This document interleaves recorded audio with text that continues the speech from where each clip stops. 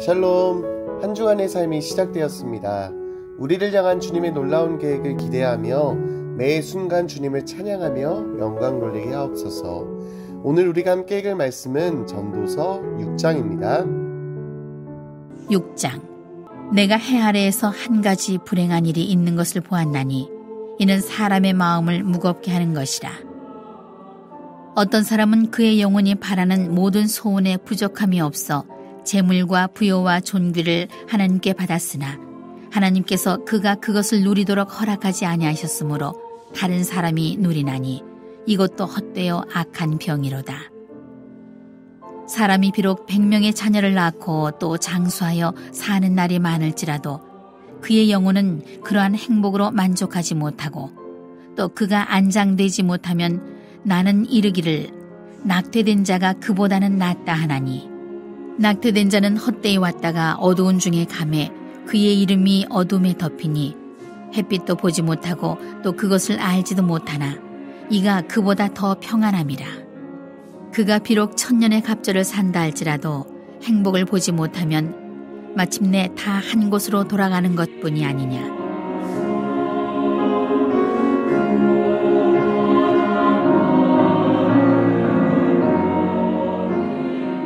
사람의 수고는 다 자기의 입을 위함이나 그 식욕은 채울 수 없느니라.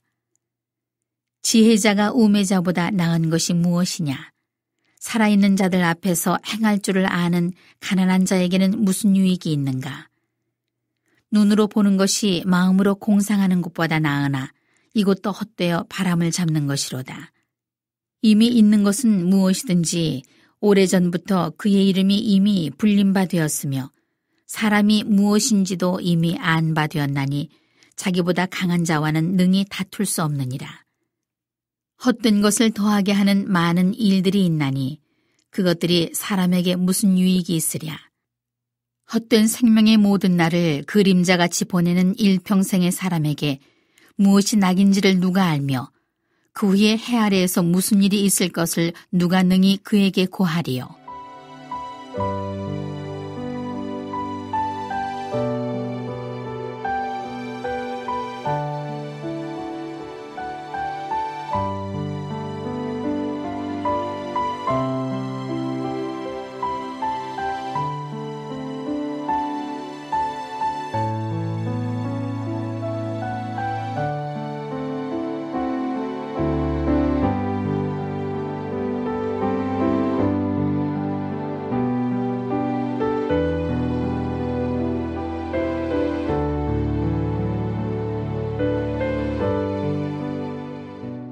오늘은 함께 전도서 6장 말씀을 함께 나누었습니다. 전도서는 1장부터 시작하여 오늘 함께 나눈 6장까지 인생의 헛됨에 대해서 이야기합니다. 특별히 6장에서는 물질의 헛됨에 대해서 이야기합니다. 6장은 솔로몬의 이야기로 시작되는데 솔로몬은 해 아래서 한 가지 불행한 일을 보았다고 합니다.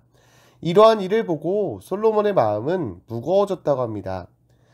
그가 보았던 불행한 일에 대해서 이렇게 설명합니다. 우리 2절 말씀을 함께 읽어보겠습니다. 어떤 사람은 그의 영혼이 바라는 모든 소원에 부족함이 없어 재물과 부요와 존귀를 하나님께 받았으나 하나님께서 그가 그것을 누리도록 허락하지 아니하셨으므로 다른 사람이 누리나니 이것도 헛되어 악한 병이로다. 아멘. 어떤 사람이 그의 영혼이 바라는 모든 소원에 부족함이 없이 재물과 부요와 존귀를 하나님께 받았다고 합니다.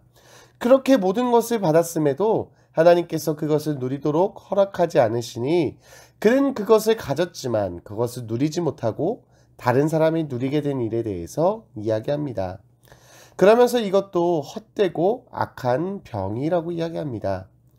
재물과 존귀를 모두 가지고 있어도 그것을 즐기지 못한다면 그것은 헛된 일이며 악한 병과 같다는 것입니다.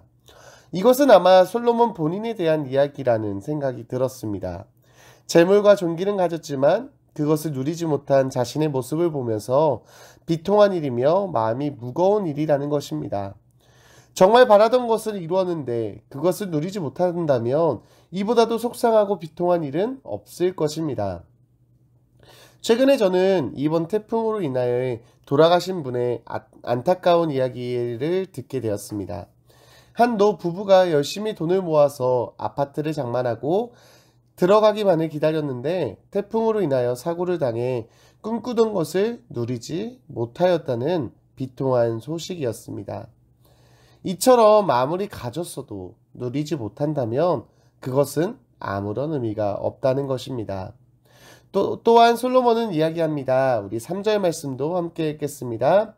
사람이 비록 100명의 자녀를 낳고 또 장수하여 사는 날이 많을지라도 그의 영혼은 그러한 행복으로 만족하지 못하고 또 그가 안장되지 못하면 나는 이르기를 낙태된 자가 그보다는 낫다나니. 아멘. 사람이 아무리 100명의 자녀를 낳았어도 또한 장수하여 사는 날이 많다 하여도 그의 영혼이 행복으로 만족하지 못한다면 차라리 낙태된 자가 그보다 낫다는 것입니다. 낙태된 자는 헛되이 왔다가 어둠 중에 가서 그 이름이 어두움에 덮이며 햇빛도 보지 못하고 그것을 알지 못하여도 100명의 자녀를 낳아 장수하는 자보다 더 평안하다는 것입니다. 심지어 그 자가 1000년의 갑절을 산다 하여도 행복을 보지 못한다면 어차피 한 곳으로 돌아가기에 다 똑같다는 것입니다. 그리고 7절 말씀도 함께 읽어보겠습니다. 사람의 수고는 다 자기 입을 위함이나 그 식욕은 채울 수 없느니라. 아멘. 사람이 수고하는 것은 다 자기 입을 위함이라는 것입니다. 즉 먹기 위하여 수고한다는 것입니다. 우리도 열심히 일을 해야 하는 이유는 바로 먹고 살기 위함입니다. 왜냐하면 아담의 죄로 인하여 인간은 땀을 흘려 수고해야 먹을 것을 얻을 수 있기 때문입니다. 그런데 이 사람의 입은, 사람의 식욕은 채울 수 없다는 것입니다. 혹시 맛있는 음식을 먹어서 배부르게 되면 다음 식사를 도무지 못하겠다고 이야기한 적이 있으십니까? 그러나 시간이 지나며 소화가 되고 다시금 식욕은 회복되어 먹을 것을 찾게 됩니다. 이처럼 물질적인 풍요도 인간의 욕망을 결코 채울 수 없습니다. 그렇기에 만족은 너무나도 중요합니다. 만족하지 못한 삶에서는 결코 감사가 나오지 않습니다. 아무리 많이 가졌다 하여도 만족하지 못한다면 그것은 아무런 의미가 없습니다. 우리가 너무나도 잘 아는 말씀이 있습니다. 내게 능력 주시는 자 안에서 내가 모든 것을 할 수 있느니라. 아멘. 빌립보서 4장 13절 말씀은 사도 바울의 고백입니다. 사도 바울이 모든 것을 할 수 있다고 고백한 이유는 그는 만족을 아는 자였습니다. 빌립보서 4장 11절 후반절에 보면 바울은 이렇게 고백합니다. 어떠한 형편에든지 나는 자족하기를 배웠노니. 아멘. 어떠한 형편에서도 스스로 만족하는 법을 배웠다는 것입니다. 바울은 이러한 만족으로 인하여 내게 능력 주시는 자 안에서 모든 것을 할 수 있게 되었다고 고백합니다. 만족과 주님의 능력이 결합되게 될 때 불가능한 일도 가능케 하는 놀라운 능력이 나타나게 되는 것입니다. 전도자의 말씀과 사도 바울의 고백을 기억하며 환경과 상황을 탓하며 불평불만하는 삶이 아니라 있는 것에 감사하며 만족하는 삶을 살아서 범사에 감사하는 삶을 살아 하나님께 영광 돌리는 저와 여러분들이 되시기를 주님의 이름으로 축원합니다. 다시 본문으로 돌아와서 12절 말씀을 함께 읽어보겠습니다. 헛된 생명의 모든 날을 그림자같이 보내는 일평생에 사람에게 무엇이 낙인지를 누가 알며 그 후에 해 아래서 무슨 일이 있을 것을 누가 능히 그에게 고하리뇨. 아멘. 전도자는 전도서 6장 10절에서 11절을 통하여 인생의 의미에 대해서 이야기합니다. 인생이 무엇인지에 대해서 설명한 것입니다. 프랑스에는 장폴 사르트라는 작가가 있었습니다. 그는 인생에 대해서 이렇게 이야기하였습니다. 인생은 B와 D 사이의 C라고 하였습니다. 인생은 B, birth, 태어남과 D, death, 죽음, 사이의 C, 초이스, 선택이라고 하였습니다.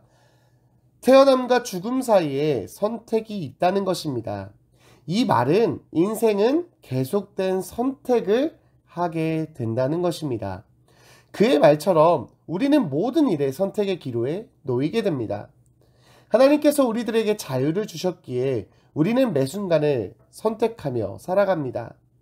이렇게 인생은 선택인데 전도자는 그림자처럼 지나가는 짧고 덧없는 삶을 살아가는 우리에게 무엇이 좋은지 누가 알겠느냐라고 이야기합니다. 선택의 기로에서 어떠한 선택이 바르고 좋은 선택인지 알 수 없다는 것입니다. 그도 그럴 것이 우리들의 인생은 우리가 계획한 대로 흘러가지 않습니다. 이것은 확실해 보여서 선택하였는데 전혀 다른 결과를 가져올 때가 있습니다. 이렇게 우리들의 인생의 덧없음에 대해 이야기합니다. 그러면서 전도자는 이렇게 이야기합니다. 10절 말씀 함께 읽어보겠습니다. 이미 있는 것은 무엇이든지 오래전부터 그의 이름이 이미 불린 바 되었으며 사람이 무엇인지도 이미 안 바 되었나니 자기보다 강한 자와는 능히 다툴 수 없느니라. 아멘. 자기보다 강한 자와는 능히 다툴 수 없느니라. 사람은 자기보다 강하신 하나님과 다투어도 소용이 없다는 것입니다. 즉 하나님의 주권을 인정하고 그분과 다투는 것이 아니라 그분을 인정하라는 것입니다. 이것이 인생을 살아가는 방법이라 생각합니다. 우리의 인생을 놓고 내 인생은 왜 이런가요? 내 삶은 왜 이 모양인가요? 하나님께 원망 불평하는 것이 아니라 하나님의 주권을 인정하고 그분의 인도하심을 따르는 삶이 복된 삶이며 하나님의 말씀을 믿고 듣고 순종하는 것이 참된 진리의 길이며 능력의 길인 줄 믿습니다. 우리들의 인생 가운데 함께 하신 하나님께서 그분을 인정하며 그분의 뜻대로 살아가고자 하는 자들을 책임지시고 이끌어 가실 줄 믿습니다. 오늘 하루의 삶도 주님께 맡겨드리며 주님의 뜻을 이루어드리며 아무것도 하지 않는 죄를 범하는 자가 아니라 순종함으로 그분의 뜻을 이루어드리는 저와 여러분들이 되시기를 주님의 이름으로 축원합니다. 합심 기도의 제목입니다. 하나님께서 허락하신 삶 가운데 감사함으로 만족하여서 하나님의 능력으로 그분의 뜻을 이루어드리는 자가 되게 하옵소서. 이 가을 때를 따라 곡식이 자라고 열매 맺는 우리의 삶을 아름답게 하시는 주님을 바라보게 하시고 감사하며 기도하게 하옵소서. 모든 병들이 떠나가게 하시며 건강하게 하옵소서. 성도들의 가정과 자녀들과 일터를 풍성하게 하시고 복을 주옵소서. 우리 이러한 기도 제목 가지고 합심하여 기도하겠습니다. 은혜와 사랑이 풍성하신 하나님 고맙고 감사합니다. 오늘도 전도서의 말씀을 통하여 우리들의 인생에 대해 돌이켜오게 하시니 감사합니다. 하나님, 우리의 삶, 우리에게 허락하신 그 삶을 날마다 감사함으로 만족하며 살아가게 하여 주시며 그래서 하나님의 능력으로 그분의 뜻을 이루어드리며 살아가는 우리가 되어 하나님의 인도하심과 하나님의 역사하심과 하나님의 함께하심을 날마다 경험하는 우리들의 삶이 되도록 축복하여 주시옵소서. 하나님, 이 가을 정말 때를 따라 곡식이 자라고 열매 맺는 이 가을 정말 우리가 열매 풍성히 거두기 원합니다. 시작된 후반기 사역을 통하여 풍성한 열매를 거두게 하시고 또한 아름답게 하시는 주님을 바라보며 감사하며 나아가는 우리들이 되게 하여 주시옵소서.